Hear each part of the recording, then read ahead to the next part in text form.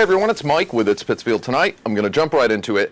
And this video, I'm going to focus on the district attorney's office, and this year being an election year for the position of DA.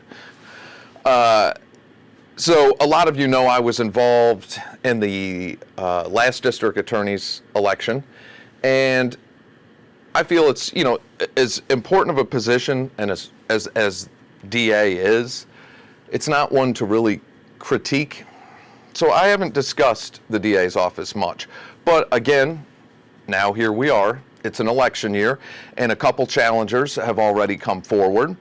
Robert Sullivan, many of you know Bobby Sullivan. I've done one interview with him already. You can check that out. It's on the website if you haven't seen it, or it's on the page. If you scroll down, you'll find it here somewhere.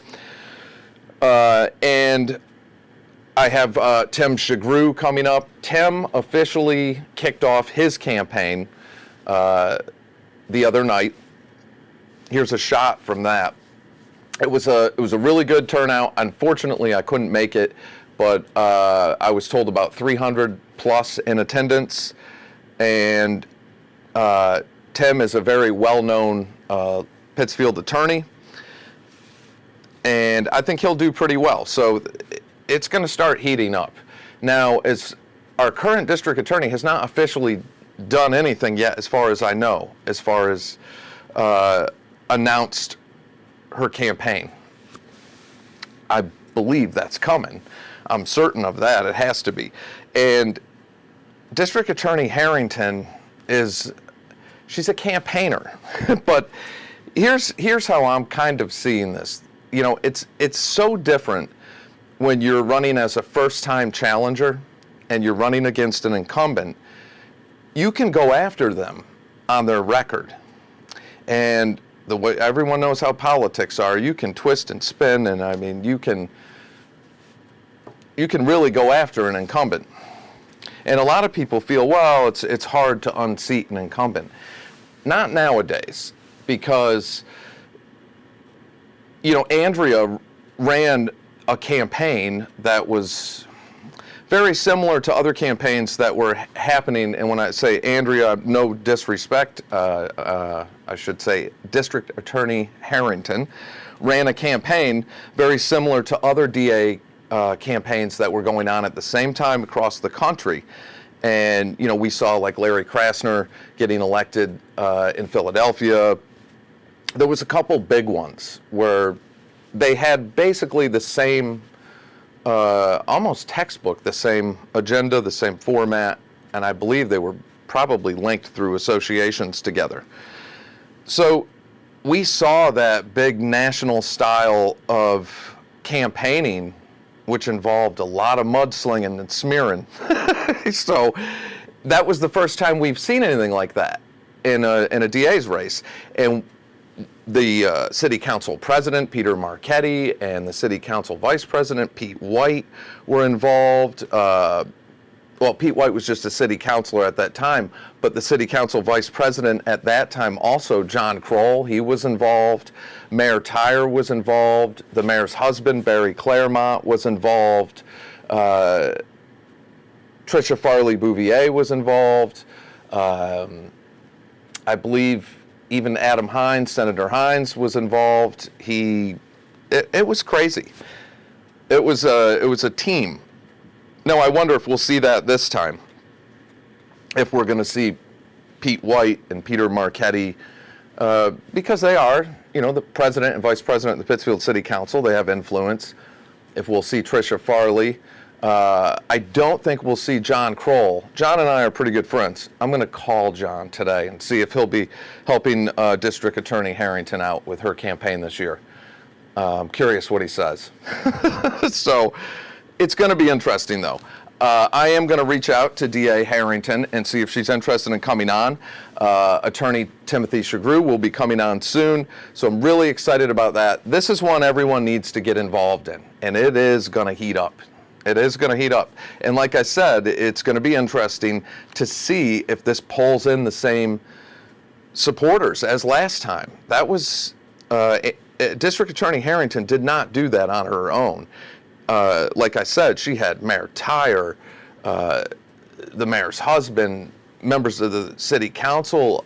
Helen Moon at that time was, I think, one of her campaign managers, and also the Ward 1 city councilor.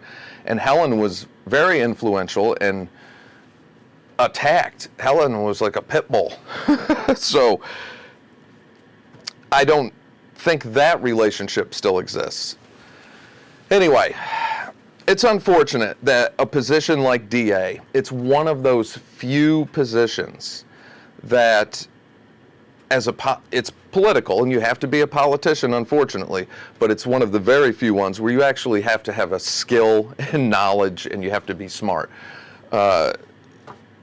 It really, people have been arguing forever that that job should not be politicized. I've heard arguments that district attorneys should be appointed by a governor's council or a governor. You know, I've heard all sorts of different views on that it should not be politicized.